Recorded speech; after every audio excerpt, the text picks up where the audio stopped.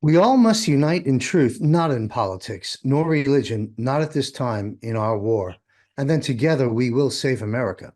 Hello, I'm John Michael Chambers, and welcome to Intel and Insights with Mr. Juan Savin, published every Thursday at 6 p.m. Eastern. I also publish a monthly one-hour program titled The 40,000-Foot View. Please visit and bookmark johnmichaelchambers.com and follow me. Hit that button on Rumble channel to view these episodes. Also, be sure to visit thejennifermack.com, and avail yourself to an arsenal of films, books, and swag for the MAGA movement. And now, 30 minutes with Juan Savin. Juan has been serving this nation since the time of Ronald Reagan. He's very well connected, and I'll just leave it at that.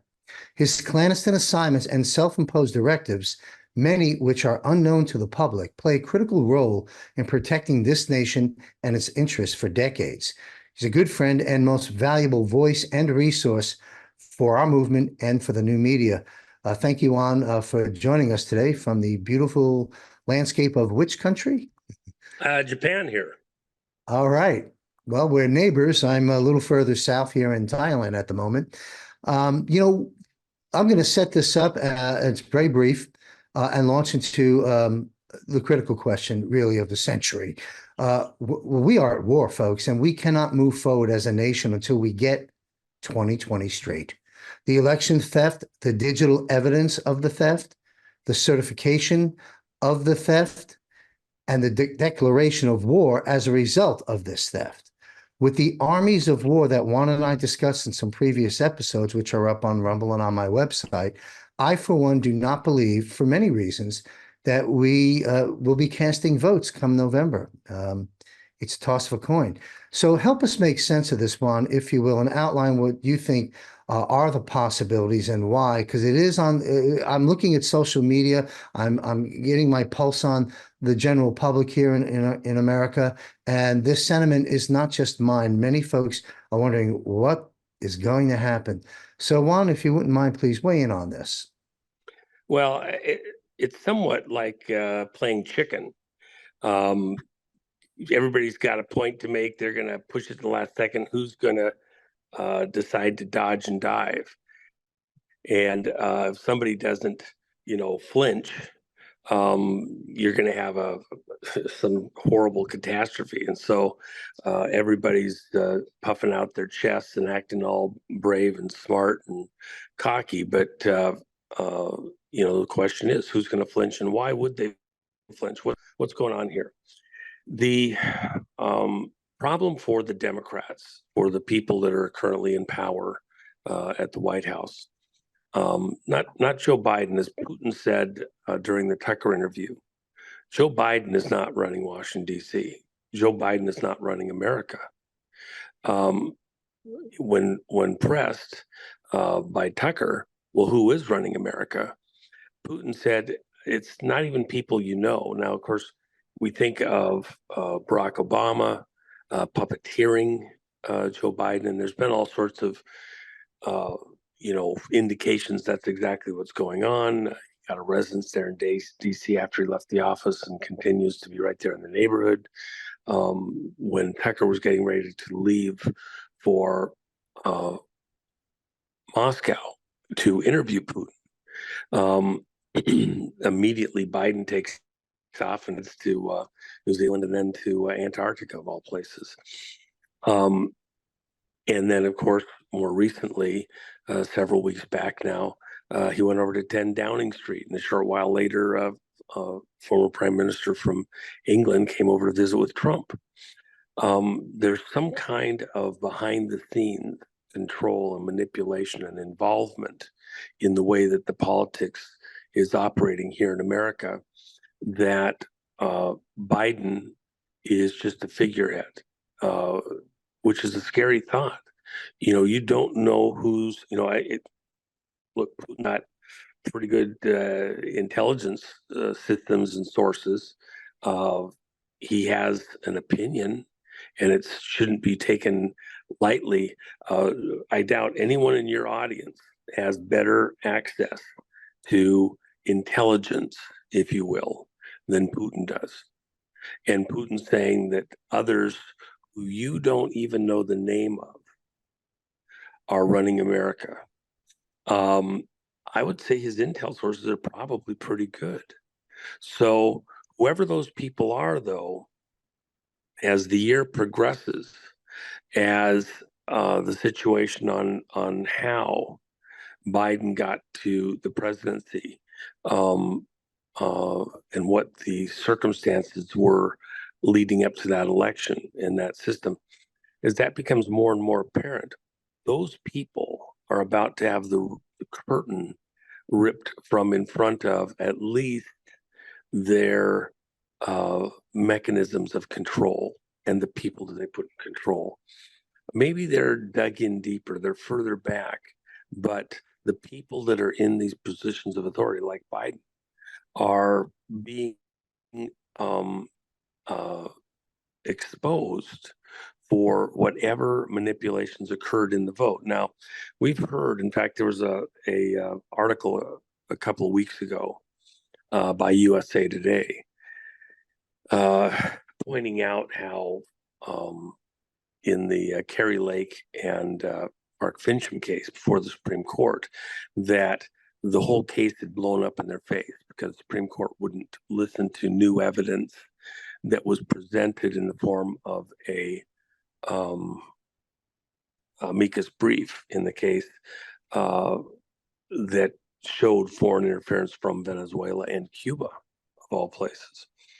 But the reality is, and this is going to be continued to be hammered home now, Dominion itself, in its own texts and emails from inside the company in the lawsuit up in Michigan against Mike Lindell, they got discovery, and Dominion had to provide their communications, their own internal communications.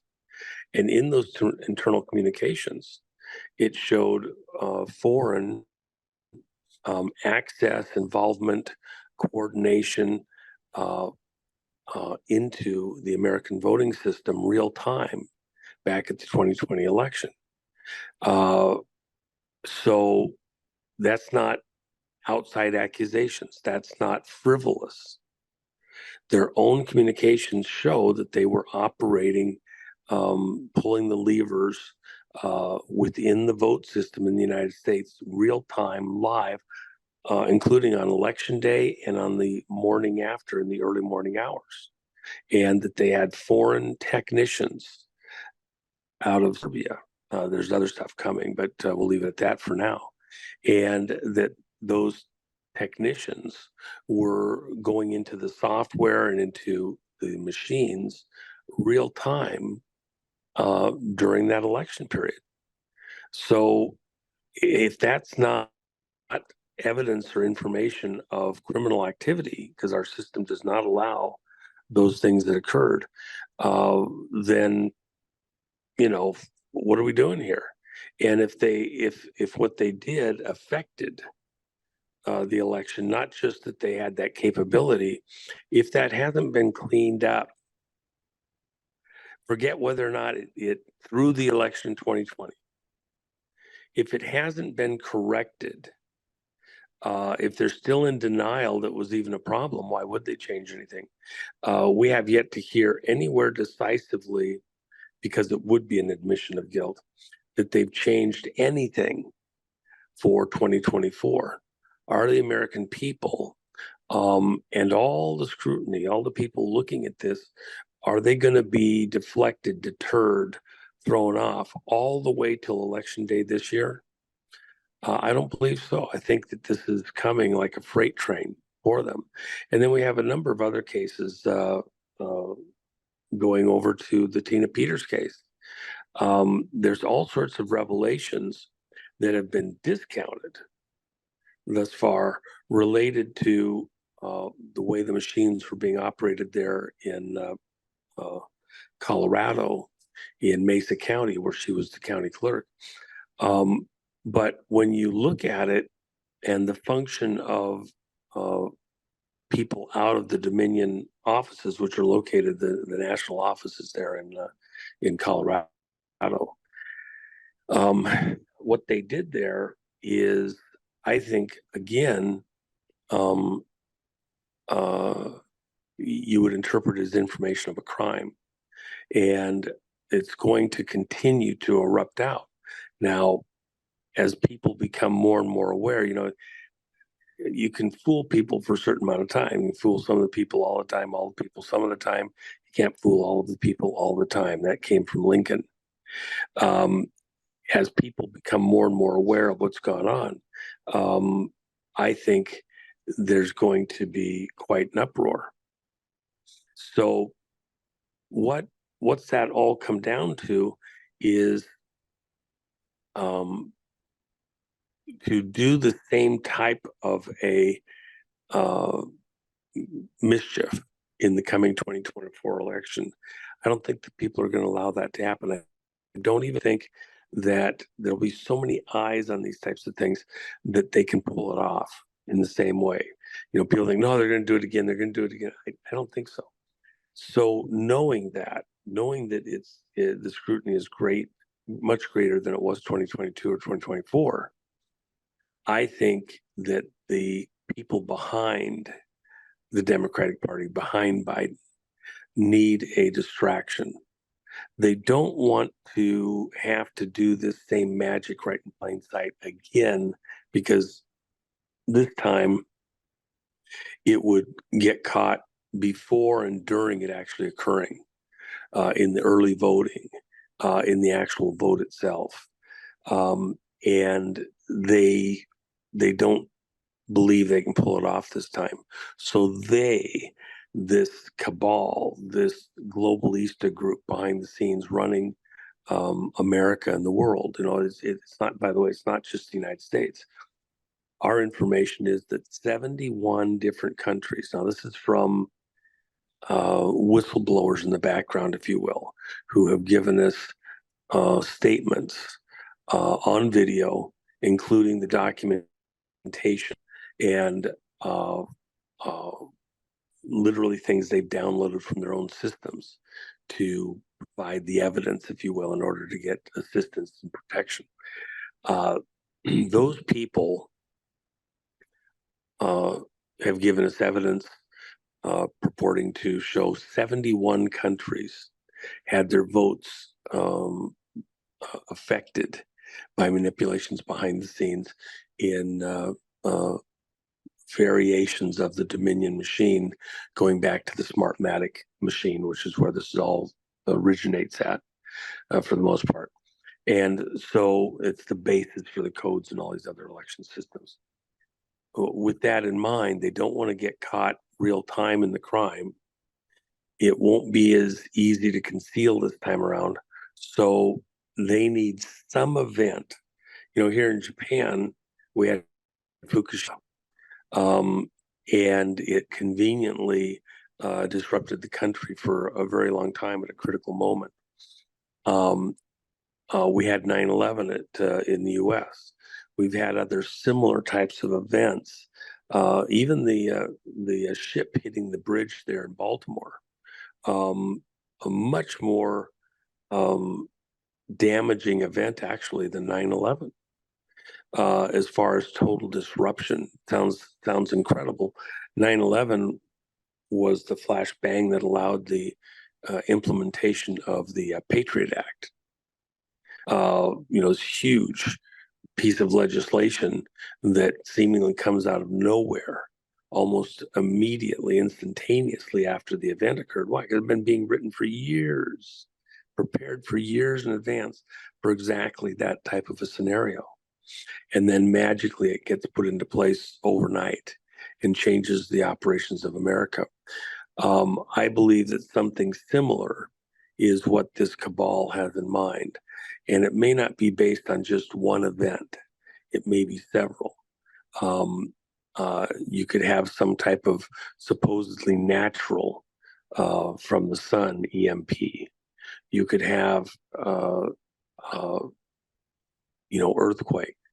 That makes it so that some large portion of the United States, be it New Madrid fault in the Midwest or the Cascadia fault on the West Coast, causing an event where some large number of major cities couldn't participate in the national election in a timely manner. Now, we've had catastrophes across America near the election time numerous times over the years, but all of a sudden the circumstances change. The politicians decide, it's not fair. Everybody should be able to get to participate, and some aren't going to be able to, so they pause the election.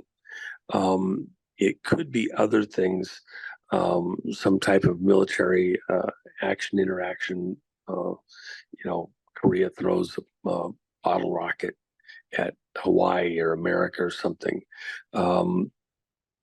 and provides the excuse for whatever it is that they want to do. In other words, you could have something more substantial or less substantial, but the way that the politics allows them to react and pull off, they would then say that we have to pause the election so that everybody gets a fair shot at it. Once you've made that decision or you get in that window, you can easily have something activated with all of these 15 million, arguably, young male soldiers that have come into America under various auspices, who caused disruption in a bunch of major cities with the assistance and backup of BLM or Antifa. And we're seeing stuff right now, even with the work, with Palestinian protesters here in America and the university campuses. So some excuse being put in place. It won't be the same as the last couple of times, and then augmented by, the latest pandemic, space aliens landing on the White House front lawn, finding no intelligent life. You just don't know. But I think that's that side. Now, from the opposite side, for whatever reason, they just, the Democrats know that to seal the deal would be a problem, so they don't want to go further. On the other side, within the Republican or Trump camp, or the people that are looking at the falsehoods in the last couple of elections, they could easily turn around and say, you can't seal the deal. We can't leave 2020. In fact, I've said that numerous times. My wife wrote the song, and I love to sing it. 2020, it's not over yet. And I don't think it is over yet. If you seal the deal with another vote, it's as though the last one is done and over, and you've allowed it to be that you're never going to address this again. And so you have to stop. It's like in professional sports. If the referee doesn't catch something and they snap the ball, they put the ball in play again, then you can come back later and put in a protest or whatever, but it's not going to change the outcome of the game. You moved on. We have to address this problem with 2024 before we seal it with continuing to play and go to that next one. And the reality is that Trump won 2020, and the information of the theft and the steal is going to continue to come out. Now, it's been bleeding out there in the background for 3.5 years.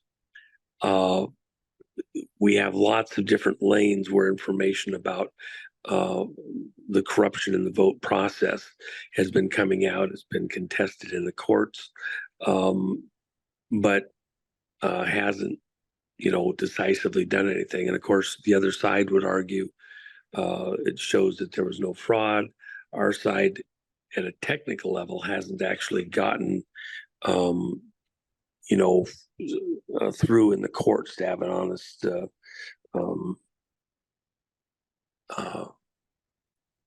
adjudication of what's occurred, because for the most part, there's no standing.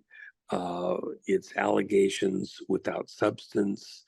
Getting the actual evidence in hasn't been done. I was thinking of one of my friends who had a case that went through the court system, and what the court system said in his specific case, where he was running for governor, was that the information they brought, and I'm abbreviating a bit, but it was by experts looking at the results, the way that the vote tabulated and was counted, and said, your experts are, giving information saying that there was obvious manipulation of the digital or electronic vote count, the way that the votes propagated inside the computer systems, etc., that showed artificiality, that showed that there was some type of algorithm going on in the way that the votes were being popped up in the machine. But that there was no corpus delicti. There was no person stepping forward saying, I did this, and giving the data to show precisely where they did it. It was like, you have somebody, murdered. Well, where's the body? I threw it out in the middle of the ocean. Where's the murder weapon? I threw it in the ocean also. Well, I see there's a whole bunch of blood on the floor, but that doesn't necessarily mean they died. Is it enough blood that the person couldn't have survived that or something? You have to have the body of the evidence. You have to have some, it could be a crazy person that says they did something, and you get people say they did crimes all the time that turns out they didn't do it. They just want attention. They're mentally deranged. So where's the proof, the corpus delicti, the body of the evidence, the actual substance of the crime, other than external observations? Well, it must have been artificial, and it had to be manipulated because this data can't have occurred naturally. Well, that's just not the same. And so now what has to happen, what is going to happen, my belief over the remainder of the year, is you're going to see some of the actual perpetrators of the stolen election 2020 being brought forward, identify themselves, their recorded statements put into the public arena, either directly in court action or in other places, whether Congress wants to hear it directly or not. And it's going to cause a national crisis, a constitutional crisis, because it's going to be very clear we do have the person who did the deed. They are confessing to it. It's like the Valachi papers and Valachi himself coming into Congress testifying, here's what I did, here's the documentation I had, this is the way I did it, this is this other thing. So he's not even just confessing directly, but he's actually providing other documentation that is proof of the crime. I think that's what we're going to see over the remainder of the year, and it's going to cause this crisis within the country. How can we proceed further and move on past the play? That's in NFL football. They set up a oversight operation out of New York, where if the coaches throw the red flag, then even the refs on the field don't have control of the call. They will look at, they have these incredible, camera systems on wires over the field of play.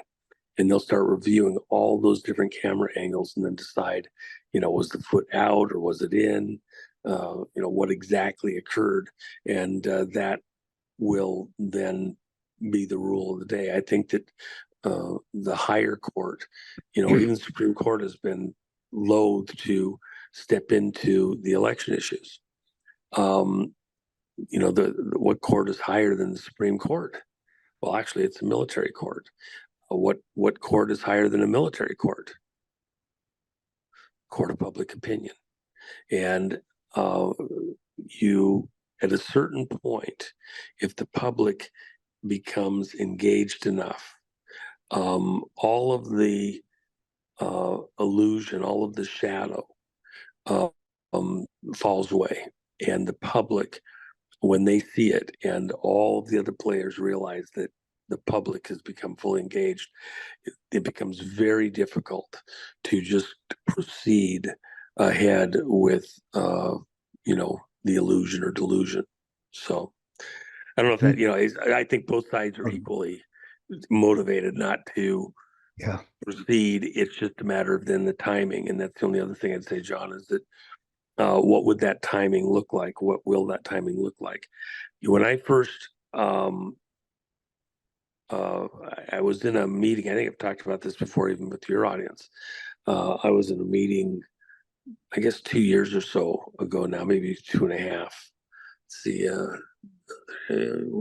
actually, probably 3 years ago now. Jeez, time goes by. It sure does. And I had a bunch of the legal people on the phone that were directly working for 45. And at a certain point in the phone call, in several hours in, I said, well, at the end of the day, I don't believe we're going to have the vote in 2024. It's going to be stopped before we get there. It's going to pause. And I'm shortening a longer story up quite a bit, but you could have heard a pin drop. And the attorney whose office I was in at the time, he's like, oh my gosh, he pushes the mute button. He's like, you cannot talk like that in this rarefied air. This is not, it just, and he's just all frustrated. He was embarrassed, I think. And the longest pause in the world, John, I got to tell you, it's one of those pauses. You could have farted right there in the room or something. It wouldn't have been any less embarrassing. And you can see the sweat breaking out. And one of the other attorneys came on, who probably was the senior person in that call, and says, well, actually, I'm in agreement with you, Juan. And that, even as my friend said afterwards, he's like, I can't believe it. You guys don't think that we're going to have an election on time? Seriously? It's going to take that long to resolve this? Yeah, because there's a lot to go through here. This is not a minor thing. You're talking control of the world. Been almost 4 years already. We've been working on this. It's not overnight. Yes. Exactly No. right. There's so much at stake, John.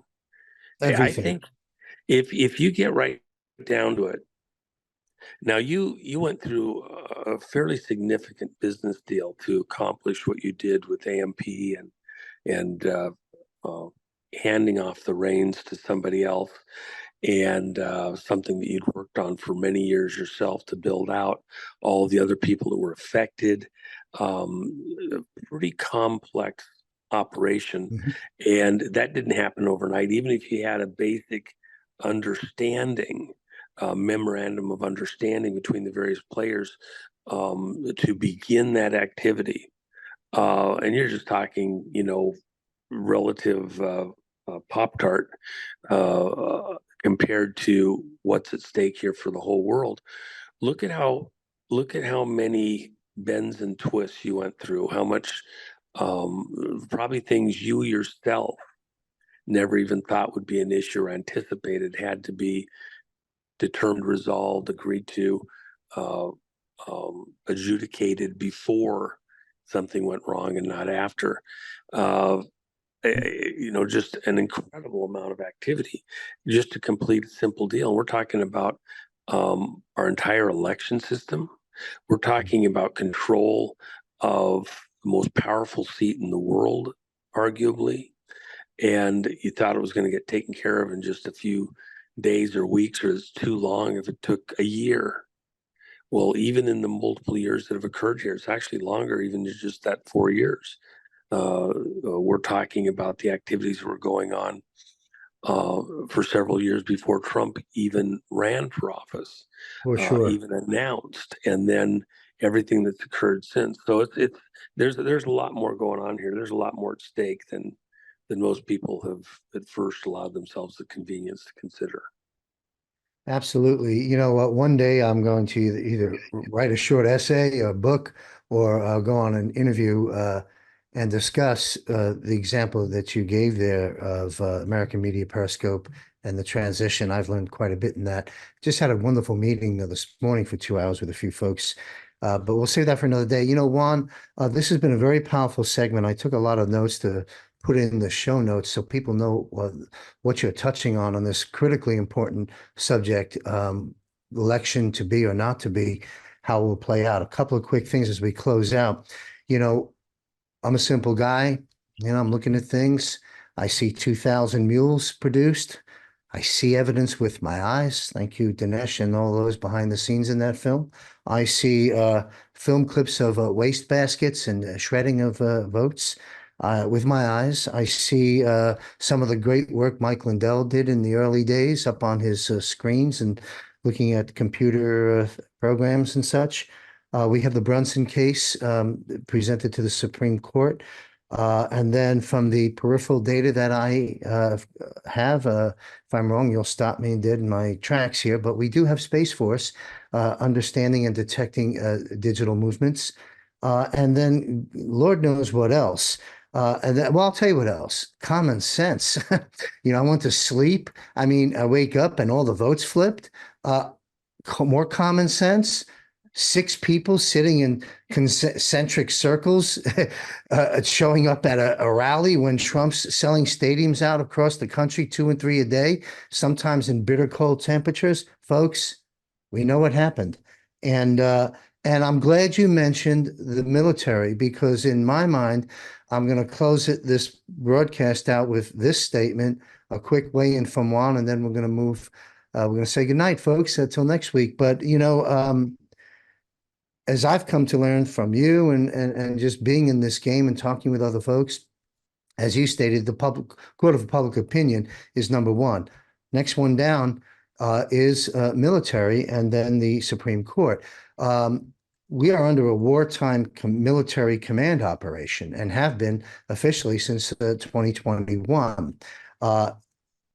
Preaching to the choir here, you know, we have executive orders 1318, I think it is, and 13848, and we certainly have the law of war manual updates and some other things of that nature.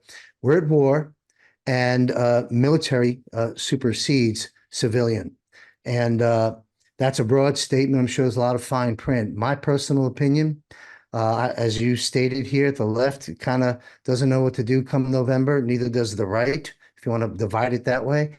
Uh, and and um, and I personally think, and it's just one man's opinion, we should go back to the devolution series. That term devolution has been used a few dozen times in the Law of War Manual.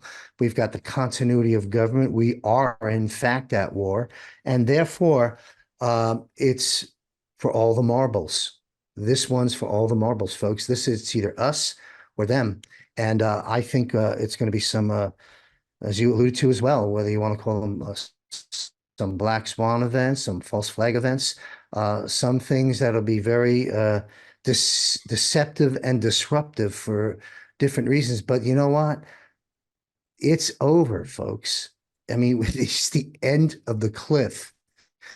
And I'm glad we have this election in November. We have to get this straightened out, and it will. And in my opinion, it's going to get nasty. It's going to get dangerous. It's going to get ugly. And I don't think we'll be voting in November. And I actually personally think that's a good thing. I'm waiting for more interaction from the wartime side of this thing to put things to bed. And I believe that's coming. But ultimately, Juan, I agree with you. We don't move forward as a nation. Humanity stays on the wrong direction if we don't get 2020 right. And that's what this show is all about. Closing comments, Juan. Well, just a point of clarification. Sure.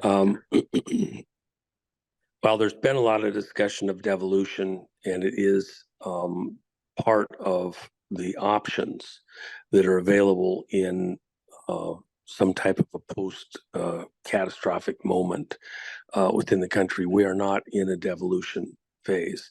And so while those laws or those, options exist, and some things look like, devolution being able to be played out, that's not precisely where we're at right now, nor do I believe it's where we'll be before this is over. A devolution means that we're building back literally after the whole anthill has been smashed down into nothing. We have to start putting pieces back together again and figuring out how to operate again.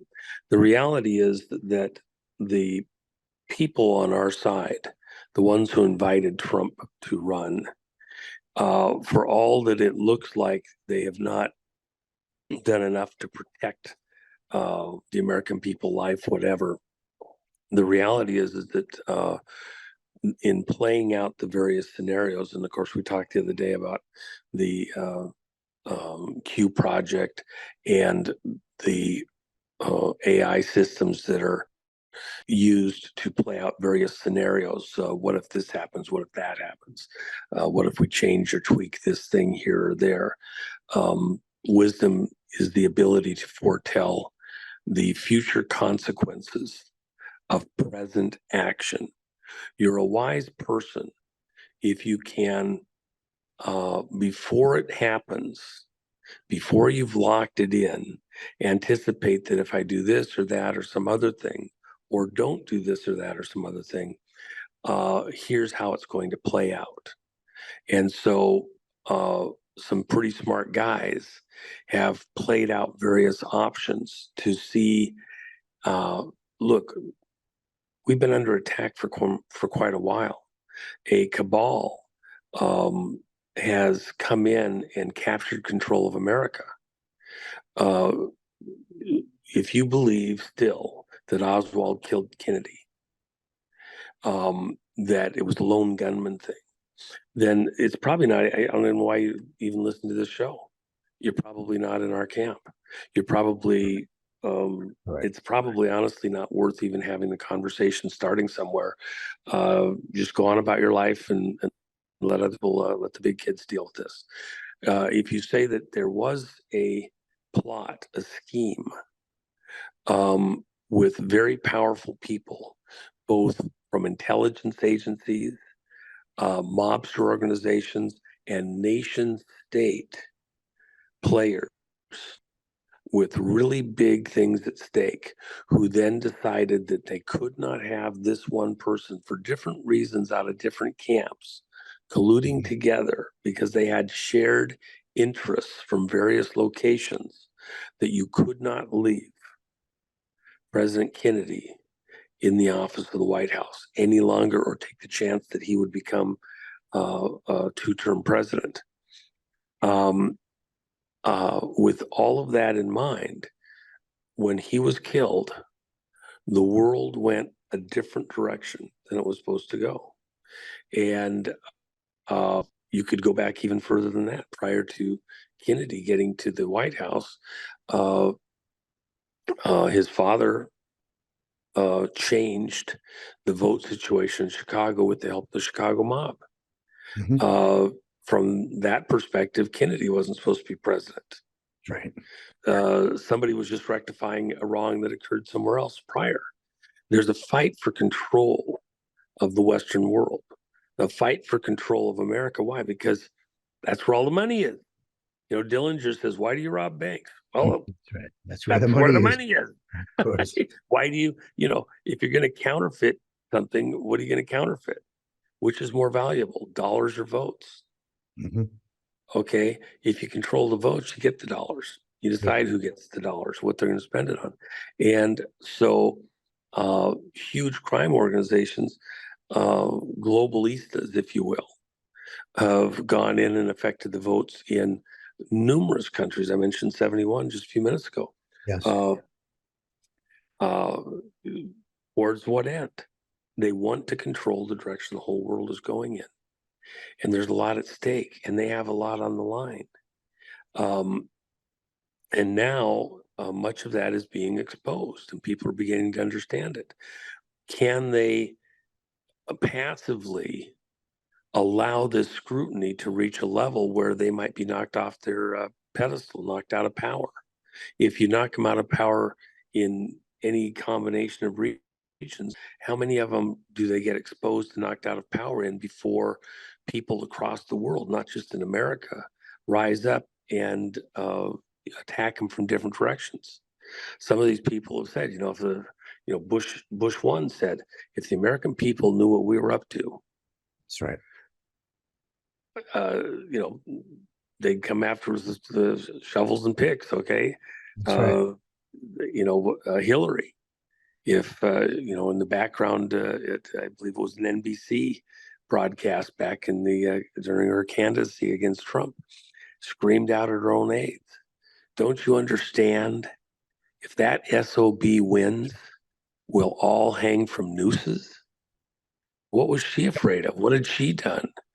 All of them are afraid of justice. Yes. All of them are afraid that the scales fall back from our collective eyes. And we reach that tipping point. See, let me just take just a half minute longer, John, before we sign off on this. In certain calculations that we do, there's a tipping point. You can add weight on the teeter-totter, and nothing happens. And then all of a sudden you reach a point where it starts to move, and just a little bit more, and suddenly it's the other side all the way. And the momentum has gone completely to the other side. That tipping point isn't, another 20 or 30%. It's 1 or 2% either way. And Trump himself said here a few months ago, I'd said last fall, we reached the 80+% that was necessary That's right. to keep us from going to civil war in America. Mhm. That doesn't mean it's resolved. It means that with some relative safety and assurance, it doesn't create a situation where America gets destroyed in what's coming. That was a huge threat. Yes. It was a threat back when President Trump did not sign the Insurrection Act, didn't even let him create it because it's not a document that actually exists. You had to create something like Lincoln did. And so he didn't allow Sidney Powell and the people that had come to him privately, General Flynn and his brother and the attorneys and like that, to move him to go ahead and create an Insurrection Act document when Homeland Security was clearly betraying President Trump, clearly allowing um, uh, the January 6th congressional meeting to go forward in spite of the fact that we didn't have the information that was supposed to be provided by executive order concerning vote interference occurring from outside the United States. The Director of National Intelligence did not provide that report to the president on December 18th of 2020, 45 days after the election. So when they voted on January 6th, they did not have the benefit of the greatest intelligence gathering machine ever created on planet Earth concerning vote interference in 2020. Didn't have that. Mhm. They did not have it. Why? Because players, like in a James Bond movie, who were actually working for Spectre, if you will, for this criminal international cabal, but who had mutually self-promoted each other into high office, including the intelligence operations, all said, no, nothing wrong here. It's all fine. And we were under some type of a criminal coup.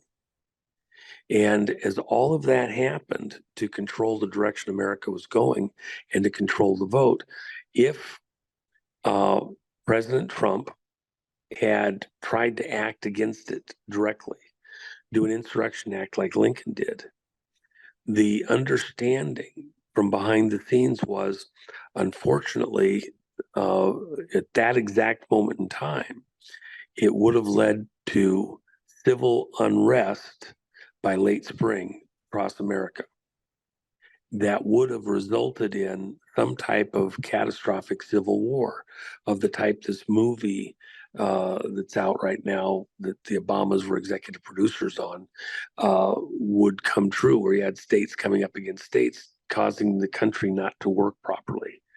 As Reagan said, the business of America is business. If you start breaking down these very sensitive, fragile relationships we have state to state and with the feds for interstate trucking and fuel taxes and revenue sharing and all sorts of 1,000 little tiny things. All of a sudden, the country becomes so dysfunctional, we don't work, and you're in some type of civil war. It could be economic. It could be with the immigrants coming in. The way that they are, all sorts of different issues, but suddenly the machine is so clogged up and bound up, it doesn't work anymore. And so we had to have this intervening period within certain segments to allow the various players to expose themselves, keep the machine working as best as possible, and buy time for all of this to play through somewhat. We have actually been the beneficiaries of some very smart, wise people and operations to protect life in America.